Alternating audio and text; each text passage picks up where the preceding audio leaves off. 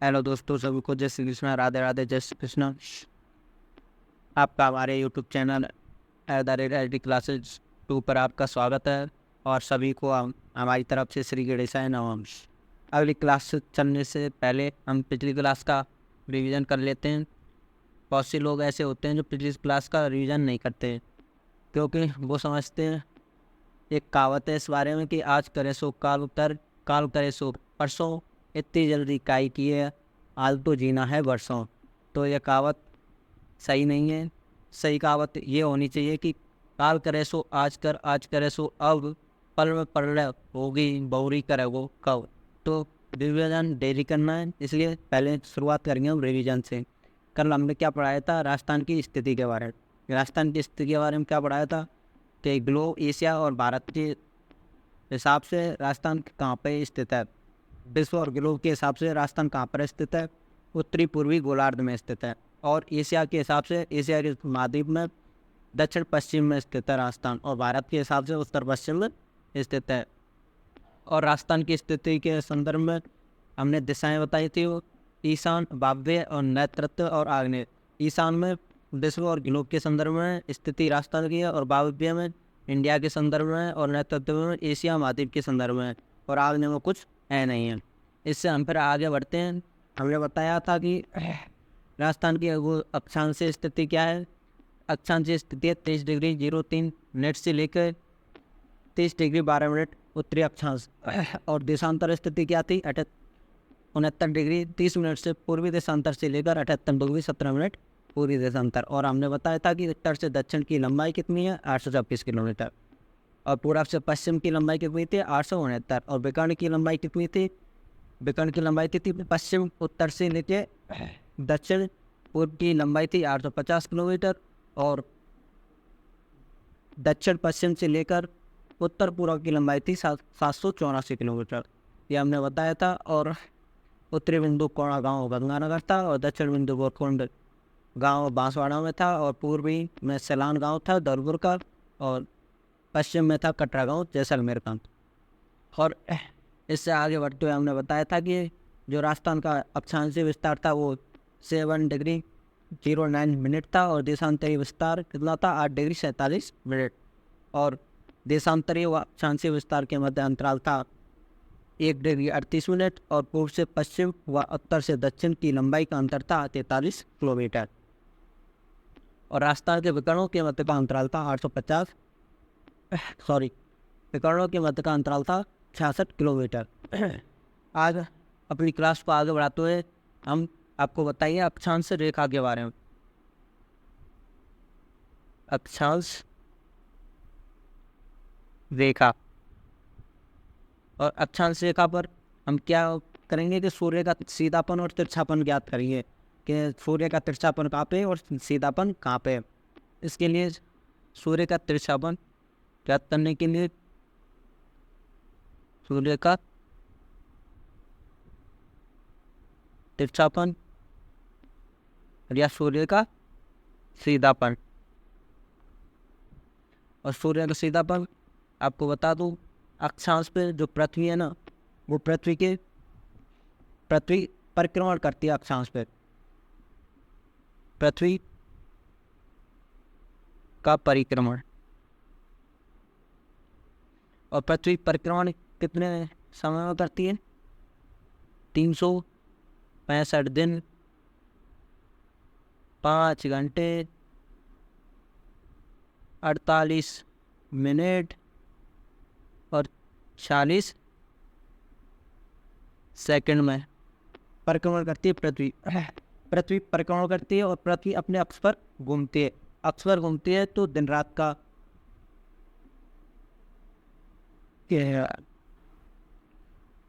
पृथ्वी का परिक्रमण है 365 दिन, 5 घंटे, 48 मिनट और 40 सेकंड में परिक्रमण करती है। किसकी? सूर्य की।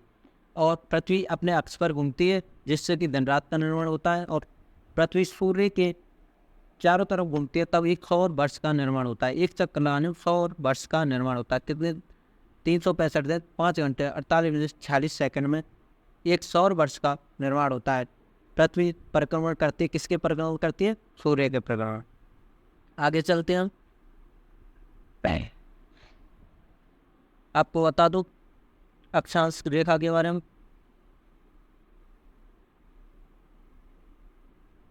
ये क्या है? 0 डिग्री अक्षांश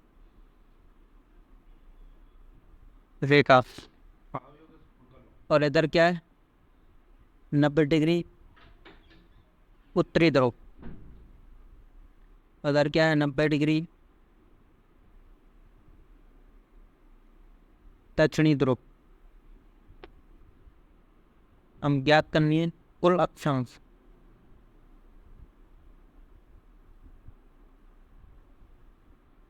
कुल अक्षांश कितनी होती है? 181। कैसे? उत्तरी गोलार्ध में कितनी है? 90। दक्षिणी गोलार्ध में कितनी है? 90 अक्षांश। 90 90 121 180। 180 और ये 0 डिग्री अक्षांश को भी जोड़ना है तो 181। कितनी हो जाती है? 181 अक्षांश। अगर ध्रुवों को छोड़ दे तो 179 अक्षांशीय रेखा हो जाती है। और मैं आपको बता दूं, अगले पेज पे बताता हूँ। तो अक्षांशों के बीच की दूरी। बीच की दूरी कितनी होती है? इसको बोलते क्या है? बीच की दूरी को जॉन बोलते हैं। और बीच की दूरी निकालेंगे कैसे? मैं आपको बताता हूँ। ये क्या है? किलो। ये 0 डिग्री अक्षांश है।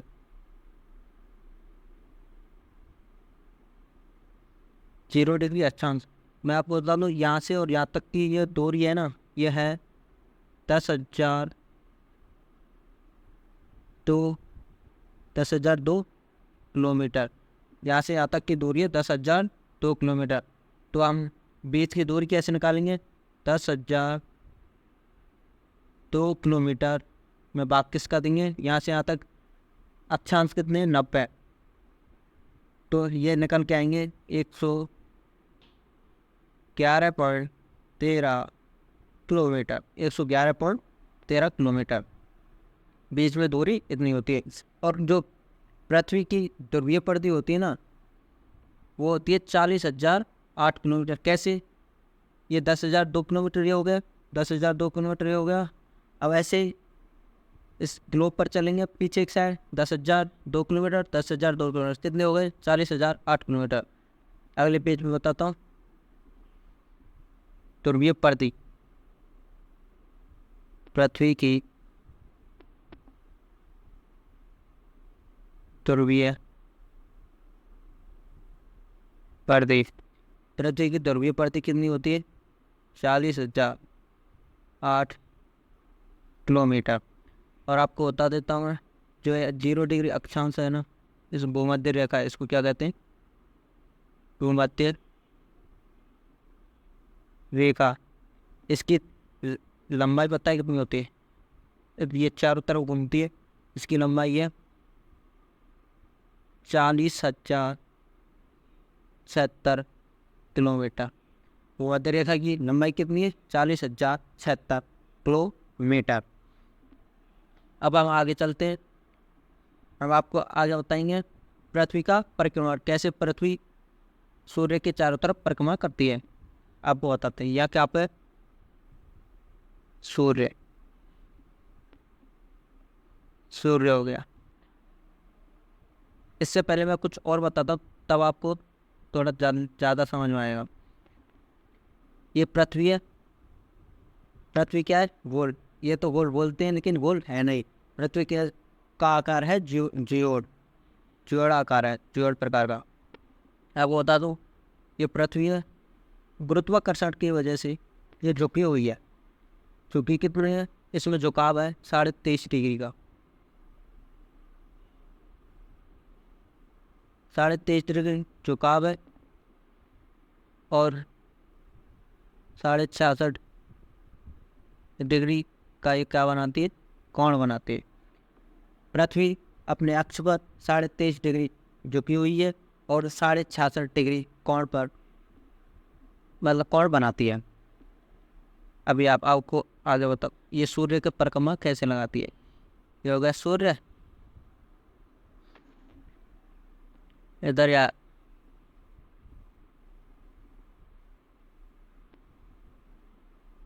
ये हो गई पृथ्वी।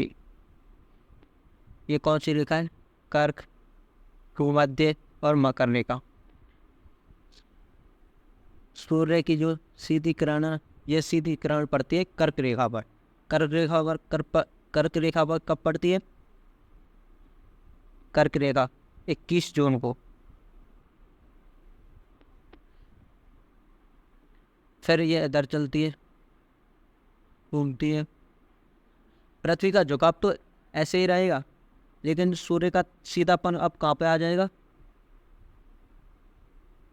ये वही कर्क, मकर, वो भूमध्य और मकर रेखा। अब इसका सीधापन कहाँ पे आएगा? भूमध्य रेखा पर। भूमध्य रेखा पर कब आएगा? 23 सितंबर को। 23 सितंबर को। फिर ये आगे चलेगी, आगे चलते चलते फिर ये पृथ्वी यहाँ पे आ जाएगी।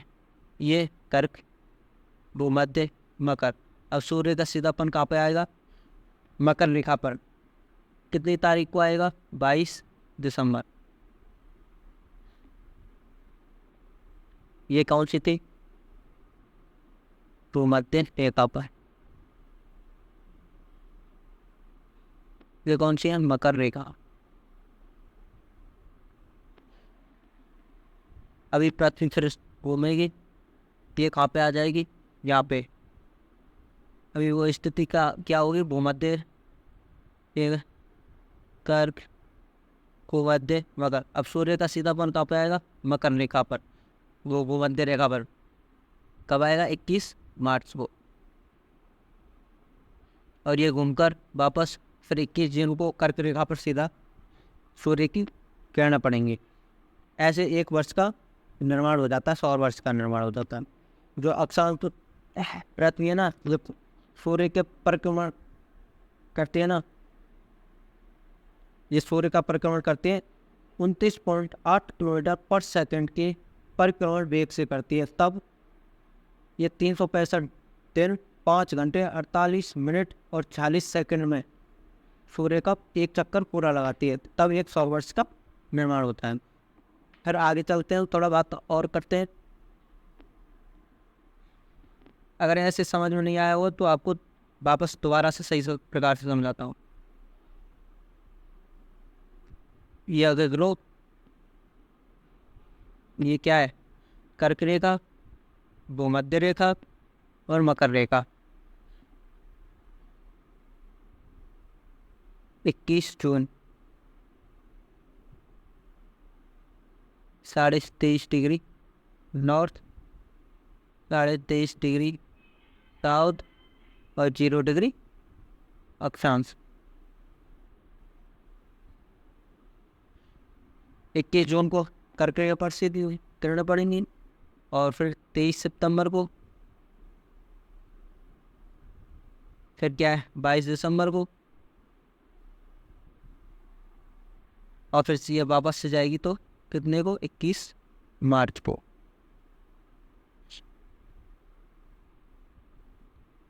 सूर्य का सीधापन उनके ही बीच में होता है। अब जैसे ही ध्रुवों की तरफ बढ़ेंगे ना तो सूर्य का तिरछापन बढ़ेगा। सीधापन यहीं तक है, लेकिन ध्रुवों की ओर बढ़ेंगे ना तो सूर्य के क्या तिरछापन बढ़ेगा। तो आपको बता दूं, कर्क रेखा कहाँ से गुजरती है?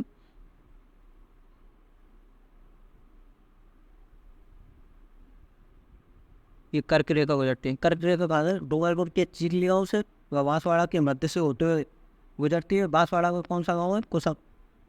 कुशलगढ़।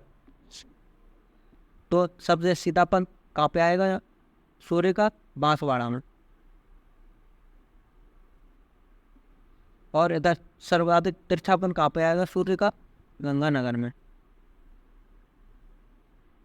ऐसा क्यों हो रहा है? क्योंकि सूर्य का सीधापन यहाँ पे जैसे ही ध्रुवों की ओर बढ़ेंगे तो गंगानगर में, राजस्थान में अंतिम बिंदु कौन सा है? गंगानगर। तो सूर्य का तिरछापन सर्वाधिक कहाँ पर बढ़ेगा? गंगानगर। अगर आपको नक्शा याद नहीं है तो आपका ये सवाल गलत हो सकता है, क्योंकि एग्जामिनर पूछेगा क्या कि बूंदी, वारा, कोटा, झालावाड़ और जयपुर, तो इनको तिरछापन के हिसाब से जमाइए, सर्वाधिक तिरछापन कहाँ पे मिलेगा। अगर आपको नक्शा याद है तो आप बता दोगे कि ध्रुवों की ओर बढ़ेंगे तो ध्रुवों की ओर सबसे नज़दीक कौन है? जयपुर। तो जयपुर में सबसे सर्वाधिक तिरछापन है।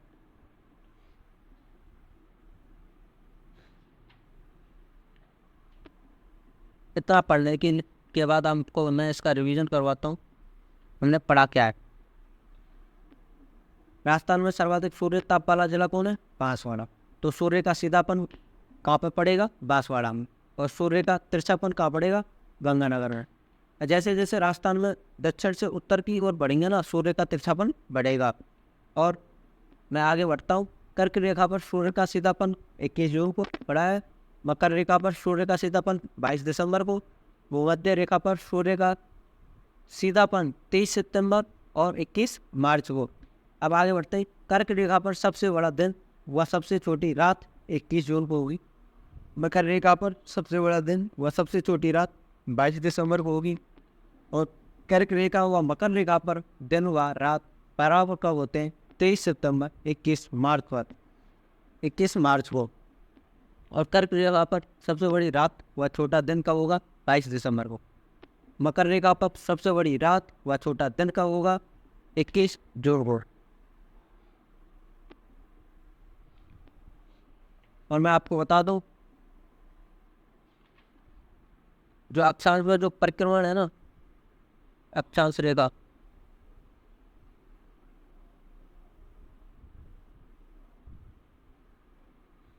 सूर्य का सीधा परिक्रमण कितनी देर में करती है? 365 दिन, 5 घंटे 48 मिनट और 40 सेकंड। इतने में कितने किसका निर्माण होता है? सौर वर्ष का निर्माण होता है। हम जानते हैं कि एक वर्ष में कितने दिन होते हैं? 365 दिन। तो यहाँ पे बढ़ता रहा है 5 घंटे 48 मिनट 40 सेकंड।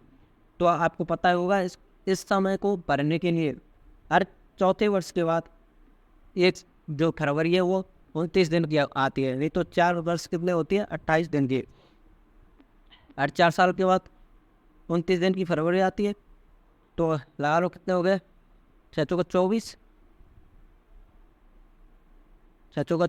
24 घंटे हो गए। तो एक दिन वहाँ पे आ जाता है। लेकिन अभी भी 11 मिनट 14 सेकंड का डिफरेंस है। उसको बनने के लिए ना ऐसा होता है कि 100 साल या 200 साल अंतराल में फरवरी ना 28 दिन का ही आता है, चाहे वो लीप वर्ष क्यों ना हो। और ये हुआ था कब? पिछली बार हुआ था 1900 में, जिसमें 4 का पूरा भाग जा रहा था, लीप वर्ष थी। लेकिन फरवरी को 28 दिन का था, 28 दिन का था। ऐसा हो जाता है क्योंकि इसको समय को बनने के लिए ऐसा करना पड़ता है।